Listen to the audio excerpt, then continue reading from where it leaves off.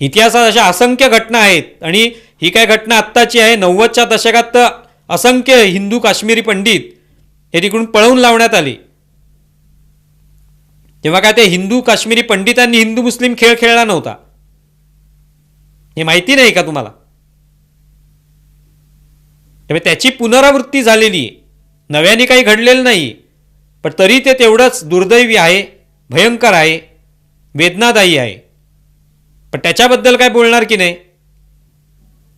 त्याच्याबद्दल काहीच नाही. अमित शहानी राजीनामा द्यावा. अमित शहा हे फेल्युअर असलेले गृहमंत्री आहेत, हे संजय राऊत यांचं विधान आहे. त्याला नंतर तुम्हाला वेळही मिळेल हे राजीनामे मागायला आणि आणखी काय टीका करायला. पण एक दिवस पण झालेला नाही तर त्याविषयी संवेदना व्यक्त करणं, सरकारच्या पाठीशी आपण आहोत, याच्या मागे जे कोणी आहेत विशेषतः पाकिस्तानच आहे हे आता सगळ्या उघड झालेलं आहे. तर त्या पाकिस्तानला धडा शिकवा, त्यासाठी सरकारच्या आम्ही पाठीशी आहोत, एवढं बोलायला काय जाते? पण ते बोलायची कोणाही तयारी नाही.